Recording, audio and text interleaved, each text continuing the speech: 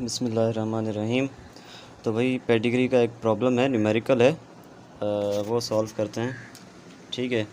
तो सबसे पहले हमें ये आइडेंटिफाई करना होगा कि ये जो भी डिज़ीज़ है या ट्रेट है, ये रिसेसिव है, डोमिनेंट है, और उनमें अगर एक्स लिंक्ड है या ऑटोसोमल है।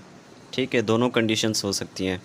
तो उसके लिए वो जो नोट्स मैंने बनाए हैं, ठीक है, उसमें से तुम लोग देख लेना, कल जो रात को भेजे थे उसमें मतलब आइडेंटिफिकेशन की मेथड्स लिखे हैं मैंने कि किस तरह से आप आइडेंटिफाई कर सकते हैं। ठीक है, उसमें पैटर्न लिखे हुए हैं कि अगर इस तरह से ट्रांसफ़र हो रही है तो वो मतलब ऑटोसोमल होगी या फिर वो होगी एक्स लिंक्ड।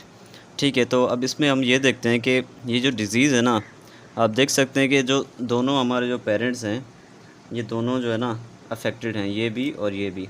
ठीक है, और दोनों अफेक्टेड पेरेंट्स में से ये ट्रांसफ़र हो रही है डाउन द जनरेशंस। ठीक है, और इसमें भी ये भी है कि ट्रांसफ़र तो हो रही है, लेकिन इनमें से एक जो इसका चिल्ड्रन है ना, 2 चिल्ड्रन है, 1 एंड 2, इनमें से एक जो इसका चिल्ड्रन है वो अनइफेक्टेड है। तो ये जो हमने कैरेक्टरिस्टिक पढ़ी है या मैंने लिखी थी, तो ये है इसकी डोमिनेंट की। ठीक है, यानी ये डोमिनेंट ट्रेट है और ये ऑटोसोमल है।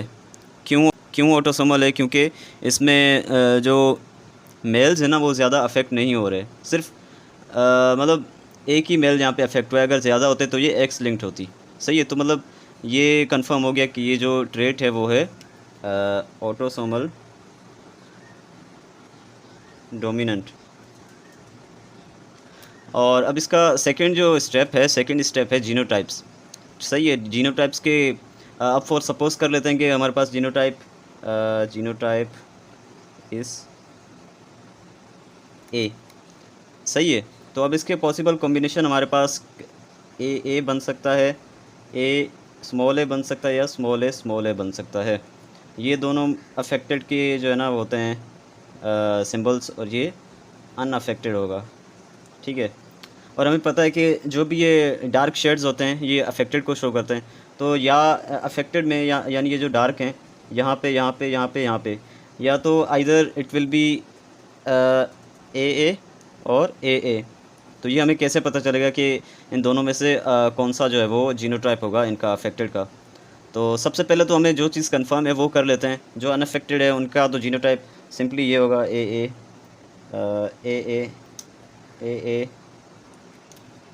ए, और ये भी ए।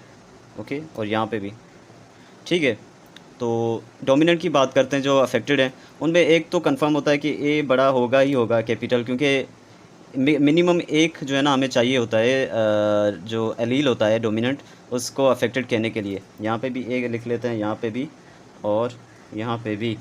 ठीक है, उसके बाद अब हमें पता कैसे चलेगा कि जो है ना यहाँ पे ये है या ये है, क्योंकि दोनों डोमिनेंट हैं। तो ये फाइंड करने का सिंपल तरीका ये है कि अब जब हम इस पर्टिकुलर जनरेशन पे देखते हैं, यहाँ पे आप देख सकते हैं, तो यहाँ पे कुछ यूँ हो रहा है कि यहाँ पे देखें, इसमें 2 स्मॉल एस हैं। तो इसका ये मतलब है कि इसने कोई एक जो है ना जीनोटाइप इन दोनों पेरेंट्स में से लिया है।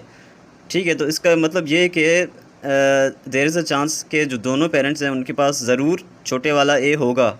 ठीक है, तो इसलिए तभी तो इसने जो है ना यहाँ से ट्रांसफ़र हुआ है।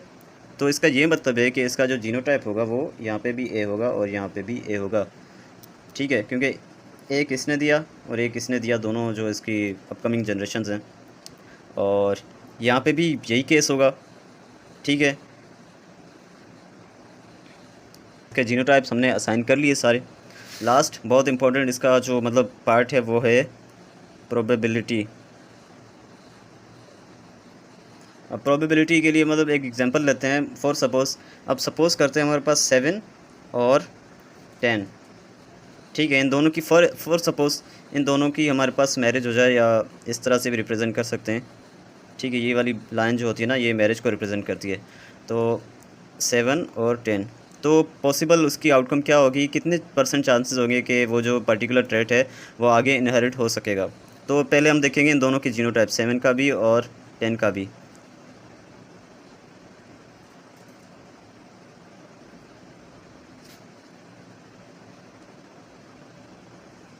इस तरह से हम जीनोटाइप्स इनके बनाएंगे।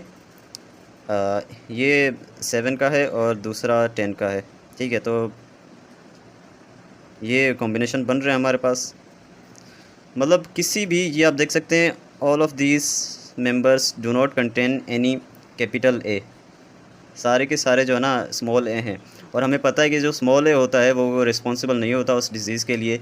Only if one at least one A capital A is present in either of the family members, it means there that is affected, ठीक है। तो इसका ये मतलब है कि देयर इज़ 0% प्रोबेबिलिटी के जो डिज़ीज़ है वो ट्रांसफ़र होगी आफ्टर 7 and 10 मैरिज, ठीक है। तो ये था अपना जो है वो एक एग्जांपल हमने किया।